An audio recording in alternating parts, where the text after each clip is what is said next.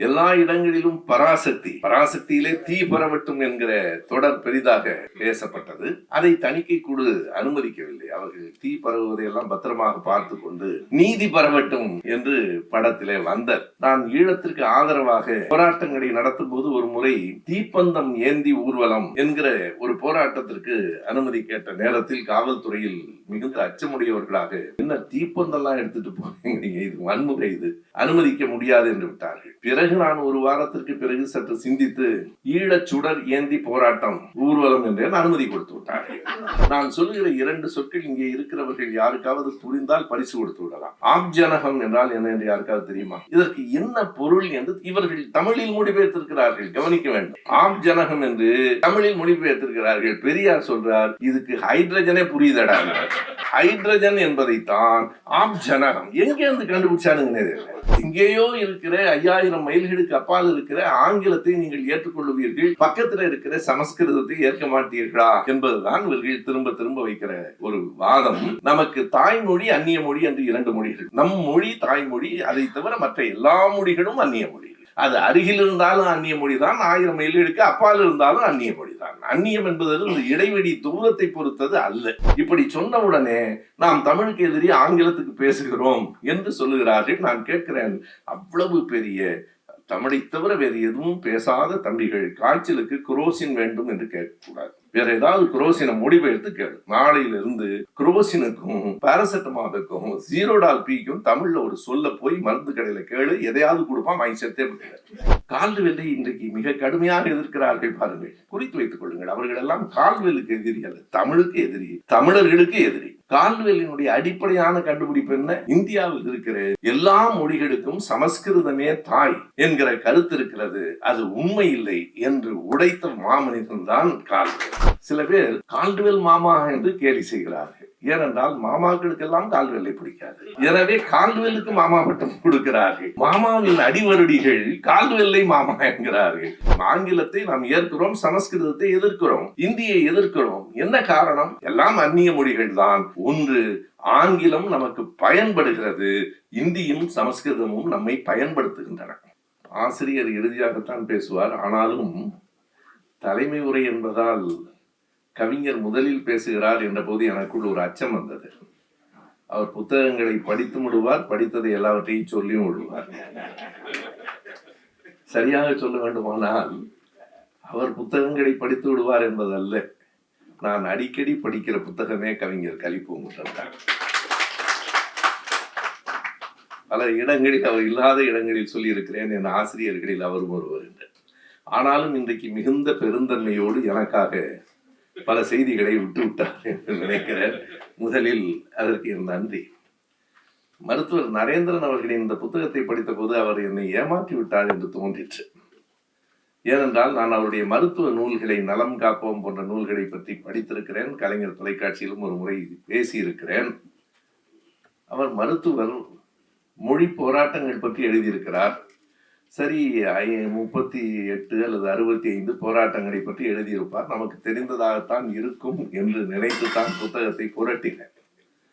படித்ததற்கு பிறகு இந்த நூல் வேறு பல செய்திகளை சொல்லுகிறது என்று தெரிந்து, இந்த நூல் என்ன சொல்லுகிறது என்பதை தெரிந்து கொள்வதற்கு பேராசிரியர் அரசு அவர்களும் மருத்துவரும் எழுதியிருக்கிற முன்னுரைகளை படித்ததற்கு பிறகுதான் இது முற்றிலும் வேறு தடத்தில் ஒரு செய்தியை கொண்டு வந்திருக்கிறது என்று தோன்றிற்று. உண்மையாகவே ஒரு மிகப்பெரிய ஆய்வு நூலாக, ஆவணமாக இந்த புத்தகத்தை தந்திருக்கிற மருத்துவர் நரேந்திரன் அவர்களுக்கு நாம் நன்றி உடையவர்களாக இருப்போம் என்பதை முதலில் சொல்லுகிறேன். நான் தான் அப்படி கருதினேன் என்று நினைத்தேன். பேசி கொண்டிருக்கிற போது கவிஞரும் சொன்னார், அடேப்பா இவ்வளவு செய்திகளை கொண்டு வந்திருக்கிறாரே என்று. இந்த மொழி போராட்டம், மொழி இயக்கம் என்பது நாம் அறிந்த வரையில் மொழி போராட்டம் என்று சொன்னால் இந்திய எதிர்ப்பு. அதுவும் நம்முடைய பிரின்ஸ் சொன்னதற்கு பிறகு எல்லா இடங்களிலும் பராசக்தி. இன்னொரு செய்தியை சொல்ல வேண்டும். பராசக்தியிலே தீ பரவட்டும் என்கிற தொடர் பெரிதாக பேசப்பட்டது. அதை தணிக்கை குழு அனுமதிக்கவில்லை. அவர்கள் தீ பரவுவதை எல்லாம் பத்திரமாக பார்த்து கொண்டு அதை மாற்றி நீதி பரவட்டும் என்று படத்திலே வந்தார். சில நேரங்களில் சில சொற்கள் நான் ஈழத்திற்கு ஆதரவாக போராட்டங்களை நடத்தும் போது ஒரு முறை தீப்பந்தம் ஏந்தி ஊர்வலம் என்கிற ஒரு போராட்டத்திற்கு அனுமதி கேட்ட நேரத்தில் காவல்துறையில் மிகுந்த அச்சமுடையவர்களாக, என்ன தீப்பந்தெல்லாம் எடுத்துட்டு போறீங்க, இது வன்முறை, இது அனுமதிக்க முடியாது என்று விட்டார்கள். பிறகு நான் ஒரு வாரத்திற்கு பிறகு சற்று சிந்தித்து ஈழச் சுடர் ஏந்தி போராட்டம் ஊர்வலம் என்று அனுமதி கொடுத்து விட்டார்கள். தீப்பந்தம் சுடும் என்றால் சுடரும் சுடும், அது வேறு. ஆனால் அந்த அக்னி குந்தில் பெரிதென்றும் சிறிதென்றும் உண்டா? எனவே தீப்பந்தத்துக்கு மறுத்தவர்கள் அக்னி சுடருக்கு சரி, ஈழச்சுடர் என்றால் சரி என்றார்கள். அதுபோல தீ பரவட்டும் என்பது கூடாது என்று நீதி பரவட்டும் என்று அந்த படத்திலே வருகிறது. என்ன வியப்பென்றால், தீ பரவட்டும் என்பது அறிஞர் அண்ணா அவர்கள் கம்பராமாயணத்தை எதிர்த்து பேசிய அந்த உரை. அதை நாங்கள் கருஞ்சட்டை பதிப்பகத்திலே மறுபடியும் அண்ணாவினுடைய அந்த புத்தகத்தை கொண்டு வந்தோம். கடந்த புத்தக கண்காட்சியில் மிக கூடுதலாக விற்ற புத்தகம் தீ பரவட்டும். அதுவும் அவர்களை ஏமாற்றக்கூடாது என்று எங்கள் தோழர் லாரன்ஸ் ஒவ்வொருவரிடத்திலும் சொல்லிக் கொடுத்தார். ஐயா, இது அந்த தீ பரவட்டும் அல்ல, இது ராமாயணம் பற்றி அண்ணா இருக்கட்டும், தீ பரவட்டும் என்றுதான். அறிவு தீ பரவட்டும், அறியாமை இருள் அழியட்டும் என்கிற முழக்கத்தோடு அந்த தீ பரவட்டும் என்பதுதான். எனவே அதை பற்றிய நூலாக இருக்கும் என்று நான் கருதினேன். ஆனால் முற்று முழுக்க தமிழில் கலை சொல்லாக்கத்தில் எத்தனை பெரிய சிக்கல்கள் ஏற்பட்டன, எத்தனை குழுக்கள், எத்தனை மாநாடுகள், என்னென்ன விதமான தீர்வுகள் வந்தன என்பதையெல்லாம் நான் முதலில் குறிப்பிட்டதை போல ஒரு நூலாக அல்ல, ஆவணமாக மருத்துவர் ஆக்கி தந்திருக்கிறார். எல்லாம் தேதிகளோடு, எல்லாம் யார் யார் கலந்து கொண்டார்கள் என்கிற விவரங்களோடு. கண்டிப்பாக அடுத்த தலைமுறைக்கு நாம் எடுத்து செல்ல வேண்டிய நூல்களில் இது ஒன்று என்று நான் உறுதியாக நம்புகிறேன். இப்படி நடந்திருக்கிறது என்பதை பலருக்கும் தெரியாது. நம்முடைய போராட்டம் என்பது பல தளங்களில் நடந்திருக்கிறது. எப்படி மருத்துவர் பல்வேறு தளங்களிலே அவர் காலூன்றி இருக்கிறார் என்று சொன்னார்களோ, அதில் கூட எனக்கு என்ன வியப்பாக இருந்தது என்றால், மருத்துவத்துறையில், தமிழ் துறையில் எல்லாம் அவருக்கு ஒரு ஊற்றம் உண்டு என்பதை நாம் அறிவோம். நகைச்சுவை மன்றத்துக்கு அவர்தான் தலைவர் என்பது எனக்கு செய்தி. இவ்வளவு அழுத்தமாக இருக்கிறவர் நகைச்சுவை மன்றத்திலும் இருக்க முடியும் என்பதும் ஒரு நல்ல செய்தி தான். அந்த மொழிபெயர்ப்புக்கு யார் தலைவர் பாருங்கள், சீனிவாச சாஸ்திரி தலைவர். அதற்கு முன்னுரை எழுதுகிற நம்முடைய ராஜாஜி அவர்கள் எழுதுகிறார் ஒரு சமாதானம் பாருங்கள், ஒரு பஞ்சாயத்து. தனித்தமிழ் வெறியும் கூடாது, வடமொழி மோகமும் கூடாது, ஒரு சமாதானம், ஒரு பஞ்சாயத்து. இது தனித்தமிழ் வெறி அல்ல. பாருங்கள், நாடு முழுவதும் பஞ்சாயத்து நடக்கிறது. இப்போது உச்ச நீதிமன்றம் ஓய்வு பெற்ற நீதிபதி கிஷான் கவுல் என்பவரை நியமித்திருக்கிறது. எதற்கென்றால் ஒரு பஞ்சாயத்துக்காக. வடகலை தென்கலைக்கு இடையில் ஒற்றுமை, ஒரு நீதிபதியின் வேலை பாருங்கள், ஒரு ஓய்வு பெற்ற நீதிபதி. அவர் ஏன் அப்படி நியமிக்கப்படுகிறார் என்றால், இது ஒரு 120 ஆண்டு கால போராட்டம், வடகலைக்கும் தென்கலைக்கும். கவனத்தில் கொள்ளுங்கள், நம்பிக்கை உள்ளவர்களுக்கும் நாத்திகர்களுக்கும் இடையிலான போராட்டம் அல்ல. நாமம் ஒய்யா யூவா என்பதுதான். அது பற்றிய பழைய நிகழ்வும் நமக்கு தெரியும். 1918-19 அங்கே இருந்த யானைக்கு யூ நாமம் போடுவதா ஒய் நாமம் போடுவதா என்பது ஒரு வழக்கு. ஆங்கிலேயனுக்கு அது புரியவே இல்லை. இது எதற்கு, எந்த நாமம் போட்டால் என்ன? கடைசியாக 1919 ஆங்கிலேயர்களுடைய நீதிமன்றம் கொடுத்த தீர்ப்பு, ஒரு மாசம் யூ போடு, ஒரு மாசம் ஒய் போடு, மாற்றி மாற்றி போட்டார்கள். யானைக்கு எரிச்சல், யானை மதம் பிடித்து ஓடிவிட்டது. நான் இதனை சொல்லுகிற போது ஒரு மேடையில வலம்புரி ஜான் இருந்தார். சொன்னார், இல்ல தம்பி, நீ தப்பா சொல்ற, யானை மதம் பிடித்து ஓடவில்லை, மதம் பிடிக்காமல் ஓடிவிட்டது.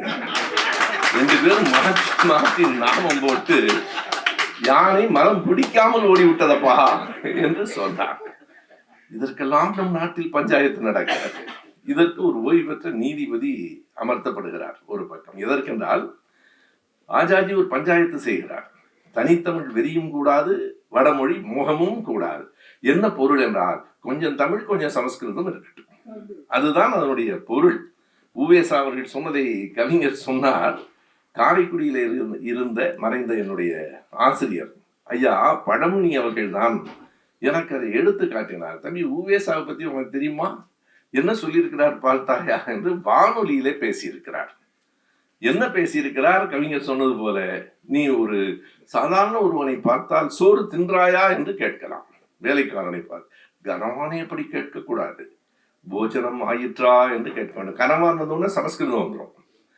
போஜனம் ஆயிற்றா என்று கேட்க வேண்டும். மூன்றாவதாக, நீங்கள் யாரையாவது பிராமணரை பார்த்தால் பிச்சை ஆகிற்றா என்று கேட்க வேண்டும். ஏன்னா அந்த பிச்சை எடுத்து பிச்சாந்தேகி கேட்டானே என்று கேட்க வேண்டும் என்று ஊவேசா வானொலியில் பேசியதற்கு மறுப்பை செந்தமிழ் செல்வியில் கியாப்பே எழுதியிருக்கிறார்.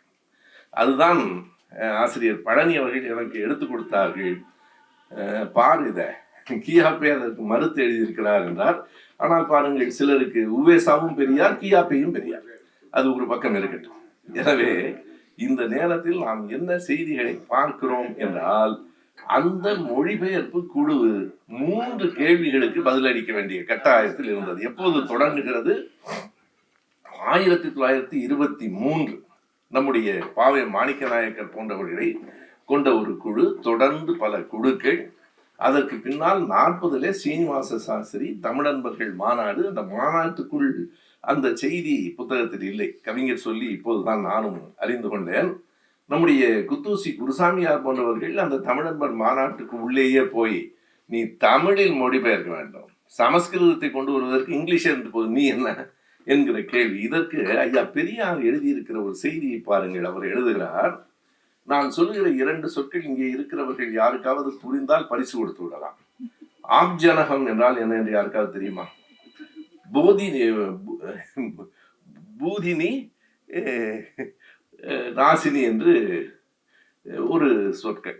இதற்கு என்ன பொருள் என்று இவர்கள் தமிழில் மொழிபெயர்த்திருக்கிறார்கள், கவனிக்க வேண்டும்.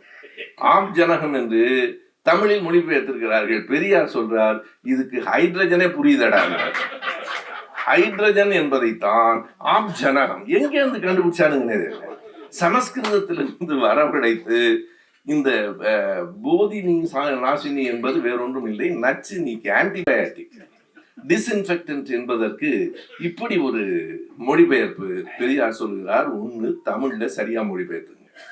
இன்னமும் ஐயா சொல்லுகிறார், ஹைட்ரஜன் என்பதற்கு நீரகம்னு ஒரு சொல் இருக்கு, அதையே விட்டுட்டு நீ ஆப்ஜனகம்னு கேட்கிறீங்களா? நீரகம் அழகான தமிழ் சொல். இன்னைக்கும் நீங்க ஆக்சிஜன் என்னன்னா பிராணவாயுன்னு தான் நாங்கள்லாம் படித்தோம், பிராணவாயுன்னு. அதற்கு பிறகு உயிர் வழி என்று தனித்தமிழில் சொல்லப்பட்டது. வழின்னா புரியாது அப்படின்னு பலர் சொல்லுவாங்க. புரியும், வலி தெரியும் நமக்கு, இல்லைன்னா ஊசி வச்சு குத்துனா தெரியும். வழியும் தெரியும், இந்த வழி தெரியாது. ஏனென்றால் அந்த சொல் இப்போது வழக்கிலே அது காற்று என்று பொருள். இப்படி சொன்னால் எல்லோருக்கும் புரியும். சூறாவளி யாருக்கால் தெரியாதுன்னு சொல்லுவாங்க. சூறாவளி எல்லாருக்கும் தெரியும். சூறாவளி என்றால் சூறை காற்று, உயிர் வழி என்றால் உயிர் காற்று, அவ்வளவுதான் ஆக்சிஜன். மிக எளிமையாக நீங்கள் பெரியார் சொல்றாரு, ஒண்ணு புரியுற மாதிரி மொழிபெயர், இல்லைன்னா இங்கிலீஷே இருந்துட்டு போது உன் வேலையை பாரு. எனவே இவர்கள் இந்த ஆப்ஜனகம் எல்லாம், ஐயா பெரியார் என்ன செய்தி என்றால், இவர்கள் எதை விட்டு விட்டு இன்றைக்கு எதை இவர்கள் சொல்லுகிறார்கள்? ஐயா பாருங்க, மொழிபெயர்ப்பு வேண்டாம், ஹைட்ரஜன் இருக்கட்டும். எதற்கு பதிலாக ஹைட்ரஜன் இருக்கட்டும் சொன்னார்? நீரகம் என்று சொல், அல்லது ஹைட்ரஜன் இருக்கட்டும், ஆப்ஜனகம் என்பது யாருக்கும் புரியாத மொழியில் ஏன் பேசுகிறாய் என்று பெரியார் கேட்டார். அப்படியானால் எங்கேயோ இருக்கிற 5000 மைல்களுக்கு அப்பால் இருக்கிற ஆங்கிலத்தை நீங்கள் ஏற்றுக்கொள்ளுவீர்கள், பக்கத்தில் இருக்கிற சமஸ்கிருதத்தை ஏற்க மாட்டீர்களா என்பதுதான் இவர்கள் திரும்ப திரும்ப வைக்கிற ஒரு வாதம். நமக்கு தாய்மொழி அந்நிய மொழி என்று 2 மொழிகள் உண்டு. நம் மொழி தாய்மொழி, அதை தவிர மற்ற எல்லா மொழிகளும் அந்நிய மொழிகள். அது அருகில் இருந்தாலும் அந்நிய மொழி தான், 1000 மைல்களுக்கு அப்பால் இருந்தாலும் அந்நிய மொழி தான். அந்நியம் என்பது இந்த இடைவெளி தூரத்தை பொறுத்தது அல்ல. ஆனால் நாம் எதிர்ப்பது வெறும் அந்நிய மொழி என்பதற்காக இல்லை. அதுதான் இந்த புத்தகத்திலையும் சொல்லப்பட்டிருக்கிற மிக அற்புதமான அருமையான செய்தி. நம்முடைய பேராசிரியர் வி அரசு அவர்கள் முன்னுரையில் மிகச் சரியாக எழுதுகிறார். இந்த தமிழ் மரபும் சமஸ்கிருத மரபும் என்ன அடிப்படை வேறுபாடு? சமஸ்கிருதம் என்பது, மறுபடியும் நான் அழுத்தமாக சொல்ல விரும்புகிறேன், அது வெறும் மொழி இல்லை, அது ஒரு பண்பாட்டு வல்லாண்மை. அது வெறும் மொழி இல்லை, மொழியாக இருந்தால் இருந்துவிட்டு போகட்டும். ஆனால் அது நம் மீது ஆதிக்கம் செலுத்துவதற்காக அந்த மொழி வருகிறது. மொழி வருகிற போதே அதோடு சேர்ந்து அதனுடைய பண்பாடு வருகிறது. பண்பாடு வருகிற போது ஏற்றத்தாழ்வும் வந்து சேருகிறது. அது நமக்கு அருகில் அமரவில்லை, நம் தோளில் அமர்கிறது. எனவேதான் எதிர்க்கிறோம். பேராசிரியர் அரசு மிக சரியாக அதனை எடுத்து சொல்லுவார். எப்படி என்றால், தமிழ் மரபுக்கும் சமஸ்கிருத மரபுக்குமான வேறுபாடு இயற்கையை ஏற்றுக்கொண்ட அவைதீக மரபு தமிழ் மரபு. வைதிகத்தை ஏற்கல, இயற்கையை ஏற்றுக்கொண்ட அவைதீக மரபு தமிழ் மரபு. கடவுள் என்னும் செயற்கையாக உருவாக்கப்பட்ட ஒன்றை ஏற்றுக்கொண்ட வைதீக மரபு சமஸ்கிருத மரபு. நமக்கு முன்னால் இருக்கிற கேள்வி தமிழா சமஸ்கிருதமா என்பது மட்டுமல்ல, வைதீகமா அவைதீகமா என்பது, அறிவியலா மூட நம்பிக்கையா என்பது. எனவே இந்த கேள்விகளை எல்லாம் உள்ளடக்கித்தான் அந்த கலை சொல்லை ஆக்குகிற போது 3 விதமான கோட்பாடுகள் இருந்தன. ஒன்று, நல்ல தமிழில் அவற்றை கொண்டு வர வேண்டும். இல்லையானால் சமஸ்கிருத மொழியை கடன் வாங்கி சேர்த்துக் கொள்ள வேண்டும். மூன்றாவது, இந்த இரண்டும் வேண்டாம், ஆங்கில சொற்களையே பயன்படுத்தி விட்டு போகலாம். சில நேரங்களில் நம்மால் தவிர்க்க முடியாது. இப்படி சொன்னவுடனே நாம் தமிழுக்கு எதிரி ஆங்கிலத்துக்கு பேசுகிறோம் என்று சொல்லுகிறார்கள். நான் கேட்கிறேன், அவ்வளவு பெரிய தமிழை தவிர வேறு எதுவும் பேசாத தம்பிகள் காய்ச்சலுக்கு குரோசின் வேண்டும் என்று கேட்கக்கூடாது. வேற ஏதாவது குரோசினை மொழிபெயர்த்து கேளு. நாளையிலிருந்து குரோசினுக்கும் பாராசெட்டமாலுக்கும் ஜீரோடால் பிக்கும் தமிழ்ல ஒரு சொல்ல போய் மருந்து கடையில கேளு, எதையாவது கொடுப்பான், வாங்கி செத்தே போடுங்க. நீங்கள் மொழிபெயர்க்க கூடாது என்று நாம் சொல்லவில்லை. ஐயா அதுதான் சொல்றாரு, கூடாதுன்னு சொல்லல. ஒன்று, சரியாக மொழிபெயருங்கள், அல்லது வழக்கில் இருக்கிற சொல்லை பயன்படுத்துங்கள். இதுதான் இந்த 3 கோட்பாடுகளுக்கு இடையில் எப்படி நடந்தது என்பதையெல்லாம் மிக தெளிவாக எடுத்து சொல்லுகிறார். அதுல பல விவாதங்கள் நடந்திருக்கின்றன. பலரை அது குடியரசு தான் அதை எதிர்த்து மிக கடுமையாக எழுதியிருக்கிறார். ஐயா பெரியார் அவர்கள், நீ தமிழில் மொழிபெயர்க்கவில்லை, தமிழுக்கு கேடு செய்து கொண்டிருக்கிறாய். மறுபடியும் எண்ணி பாருங்கள், தமிழுக்காக நின்றவர் ஐயா பெரியார் தான் தொடக்கத்திலே இருந்து. திராவிடம் என்பது தமிழுக்கு முரண் என்று யார் சொன்னார்கள்? திராவிடம் தான் தமிழுக்கு அரண். அதுதான் அடிப்படையான செய்தி. நீங்கள் 1926 இந்தியை பற்றி எழுதியவர் ஐயா பெரியார் தான். 38 போராட்டம் அல்ல, 26 ஐயா பெரியார் அவர்கள் இந்தியை பற்றி எழுதியிருக்கிறார். அவருடைய பார்வை, அழுத்தம் ஒவ்வொன்றும் மிகச் சரியான எதிர் திசையை, வழியை காட்டுகிற ஒன்றாக இருக்கிறது. அதில் நடந்த அந்த சிக்கல்கள், கலை சொல்லாக்கத்தில் என்னென்ன மாறுதல்கள் வந்தன, எப்படி அந்த குழுக்கள் அமைக்கப்பட்டன, அவர்கள் கொண்டு வந்திருக்கிற அந்த மொழிபெயர்ப்புகள் எல்லாம் எப்படி இருந்தன என்கிற எல்லாவற்றையும் ஆண்டு, மாதம், தேதியோடு மருத்துவர் நரேந்திரன் அவர்கள் அந்த புத்தகத்தில் எழுதியிருக்கிறார். எத்தனை குழுக்கள், 23 - 40 வரைக்கும், ஒவ்வொரு குழுவிலையும் என்னென்ன மாற்றங்கள் நடந்தன என்பதையெல்லாம் எழுதியிருக்கிறார். இதில் எது மிக இன்றியமையாத ஒன்று என்றால், ஒரு தளத்தில் மட்டுமில்லை, பல்வேறு தளங்களில் மொழி போராட்டம் நடந்திருக்கிறது. நாம் எடுத்துக்கொள்ளுகிற இந்திய எதிர்ப்பு போராட்டம் என்பது ஒரு தளம். ஆனால் அது மட்டுமே இல்லை. வேறு என்ன நடந்திருக்கிறது? தமிழ் இசையா, தெலுங்கு இசையா, தமிழ் இசையா, சமஸ்கிருத இசையா, அப்படிப்பட்ட போராட்டம் நடந்திருக்கிறதா இல்லையா? 1929 பிறகுதான் அண்ணாமலை பல்கலைக்கழகத்தில் அந்த தமிழ் இசை சங்கம் தொடங்கப்படுகிறது. தமிழ் இசை சங்கத்தை வரவேற்று ஐயா பெரியார் கூட பிற்காலத்தில் என்ன சொல்கிறார், 1929 இங்கே நம்முடைய சென்னையில இருக்கிற அந்த மியூசிக் அகாடமி, அந்த மியூசிக் அகாடமியில என்ன சட்டம்? தமிழ் பாட்டு பாடக்கூடாது. அந்த கட்டடம் எங்கே இருக்கிறது? தமிழ்நாட்டில் இருக்கிறது. தமிழ்நாட்டில் இருக்கிற கட்டிடத்தில் தமிழில் பாடக்கூடாது என்று சொல்லுகிற ஒரு கூட்டம் இங்கே இருந்திருக்கிறது. அதனை தாண்டி தமிழ்நாட்டில் தமிழ் இசை தான் இருக்க வேண்டும் என்று தமிழ் இசை சங்கத்தை பற்றி பெரியார் இப்படி சொல்லியிருக்கிறார். எப்போது சொன்னார் என்றால், தமிழ் இசையில் முழுக்க முழுக்க மூட நம்பிக்கைகளையே பாடிக்கொண்டிருந்த போது ஐயாவுக்கு ரொம்பவும் சலிப்பாகி, தெலுங்குலேயே பாடி தொலைக்கட்டு விடுங்க, இவனுக்கு புரியாமையாவது போகும், நீ இந்த மூட கருத்துக்களை பூரா தமிழ்ல தெலுங்கில் இசையில் பாடுவது என்பது இருக்கிறது பாருங்கள். எனவே ஐயாவுக்கு ஒன்றுதான் அடிப்படையானது, மொழி தூய்மை கூடாது என்பது அல்ல, நம் தாய்மொழி கூடாது என்பது அல்ல, ஆனால் எந்த ஒன்றும் அறிவு நோக்கியதாக அமைய வேண்டும், சமூக முன்னேற்றம் நோக்கியதாக அமைய வேண்டும். அதனால் தான் அவர் ஆங்கிலத்தை முன்னிறுத்தினார். ஆங்கிலத்தின் மீது ஐயாவுக்கு என்ன பெரிய ஆர்வம் இருக்கிறது? தமிழ் மொழி பயிற்று மொழியாக வந்த வரலாற்றை தனியாகவே ஒரு இயலாக மருத்துவர் எழுதியிருக்கிறார். அதில் பல செய்திகளை நான் மருத்துவரிடத்திலேயே சொன்னேன். மிக நேர்மையாக, ஒரு ஆய்வு என்பது யார் செய்திருந்தாலும், நல்லது செய்திருந்தாலும் அதை பதிவு செய்வது ஆய்வு. 1956 டிசம்பர் 27 அதுதான் வரலாற்றில் ஒரு முதன்மையான நாள். சுப்பிரமணியம் அவர்கள் காமராஜனுடைய அமைச்சரவையில் தமிழை ஆட்சி மொழி என்று முன்மொழிந்த நாள். அதை குறிப்பிடுகிறார். நாம் நன்றியோடு சொல்ல வேண்டுமா இல்லையா? யார் கொண்டு வந்திருந்தால் என்ன? அவர்கள் தமிழ் பாடநூல்கள் எல்லாவற்றையுமே கொண்டு வந்தார்கள் தான். ஆனால் என்ன ஆயிற்று? பிறகு அறிஞர் அண்ணா அவர்கள் 2 செய்திகளை நாம் கவனத்திலே கொள்ள வேண்டும்.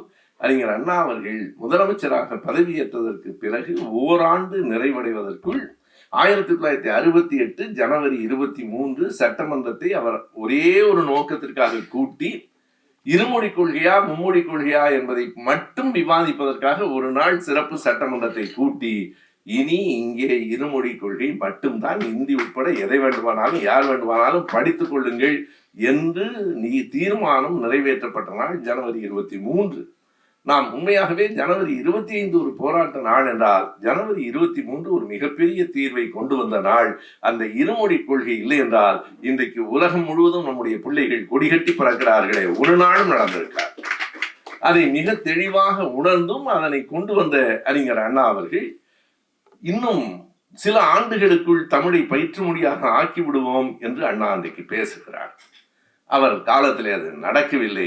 ஆனால் நடந்த ஒரு வரலாற்றை பலர் சொல்லுவதே இல்லை, மறைக்கிறார்கள். என்ன நடந்தது? அதனை தமிழ்தான் கல்லூரி வரைக்கும் பயிற்று மொழி என்று கொண்டு வந்தவர் தலைவர் கலைஞர். அது 1960 அவருடைய அண்ணாவினுடைய காலத்திற்கு பிறகு அது நடந்தது. 1970 நவம்பர் 30ஆம் நாள். நாம் அதை மறுக்க முடியாது. மாப்போசி அவர்கள் அதை வழிமொழிந்து பேசுகிறார், அண்ணா முன்மொழிகிறார். 1970 நவம்பர் 30 தலைவர் கலைஞர் அவர்கள் தமிழ்தான் பயிற்று மொழி என்று கொண்டு வந்ததை எதிர்த்தவர்கள் யார், ஆதரித்தவர்கள் யார் என்று மட்டும் வரலாற்றை புரட்டி பாருங்கள். பலருடைய முகம் நமக்கு தெரியும். அதனை எதிர்த்து காங்கிரஸ் கட்சியினுடைய மாணவர்கள் போராட்டம் நடத்துகிறார்கள். யார் அதனை ஆதரித்து எழுதியிருக்கிறார்? நான் ஐயா பெரியார் ஆதரித்து எழுதியிருக்கிறார் என்பதை நான் அறிவேன், எங்கே என்று தெரியவில்லை. நான் நூலகத்திலே தேடிக்கொண்டிருந்த போது கவிஞர் தான் வந்து எடுத்து கொடுத்தார். இந்த பகுதியில் தேடி பாருங்கன்னார். 1970 டிசம்பர் 1ஆம் தேதி விடுதலையில் நமது நிலை என்று ஒரு தலையங்கம் இருக்கிறது. நாம் ஒவ்வொருவரும் படிக்க வேண்டும், அடுத்த தலைமுறைக்கு எடுத்துக் கொடுக்க வேண்டும். பெரியார் சொல்லுகிறார். நம்முடைய கலைஞர், அவர் இப்போதும் கருணாநிதி எல்லாம் எழுதுறதில்லை. கலைஞர் எல்லோரும் பெரியாரிடம் உருவான பிள்ளைகள் தான். பெருந்தலைவர் காமராஜர், அறிஞர் அண்ணா, தலைவர் கலைஞர். ஆனாலும் பெரியார் ஏன் அவ்வளவு மதிப்பாக ஒருவரையும் சொல்லுகிறார் என்றால், நம் பிள்ளைகளை நாம் மதிக்கவில்லை என்றால் வேறு யார் மதிப்பார்கள் என்கிற அந்த பார்வை அவரிடத்திலே இருந்தது. அவர் எழுதுகிறார், கலைஞர் கொண்டு வந்திருக்கிற இந்த தமிழ் பயிற்று மொழி திட்டத்தை நான் முழுமையாக ஆதரிக்கிறேன், எல்லோரும் ஆதரிக்க வேண்டும் என்று கேட்டுக்கொள்ளுகிறேன். அந்த தேதி அதுக்கு தான் சொல்றேன். 70 டிசம்பர் 1ஆம் தேதி நமது நிலை என்கிற தலைப்பிலே பெரியார் எழுதியிருக்கிறார். இன்னொன்றையும் எழுதுகிறார். நான் தமிழுக்கு எதிரி என்று பலரும் சொல்லுகிறார்களே, எனக்கு தமிழை தவிர வேறு ஒரு மொழியும் தெரியாது. எனக்கு வேறு ஒரு மொழியும் தெரியாது. ஏன் நான் தமிழ் இல்லை ஆங்கிலம் என்று சொல்லுகிறேன்? ஆங்கிலத்தின் மீது கொண்ட மோகத்தால் அல்ல, ஆங்கிலம் படித்து தமிழர்கள் முன்னேறட்டும் என்பதற்காக. உலகம் முழுவதும் ஆங்கிலம் இருக்கிறது. உலகம் முழுவதும் நீங்கள் எண்ணி பார்க்கலாம்.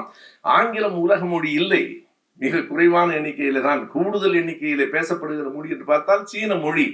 அவர்கள் மக்கள் தொகையில அதிகம். ஆனால் நீங்கள் சீன மொழியை வைத்துக்கொண்டு ஐரோப்பாவில வாழ முடியாது. சீன மொழியை கற்றுக்கொண்டு நீங்கள் தென் அமெரிக்காவுக்கு போக முடியாது. தெரியுமோ தெரியாதோ, ஆங்கிலம் தெரிந்து கொண்டால் அரைகுறையாகவாவது நீங்கள் உலகத்திற்கு போய் வந்துவிட முடியும் என்பது உண்மை. அதைத்தான் பெரியார் சொல்லுகிறார்.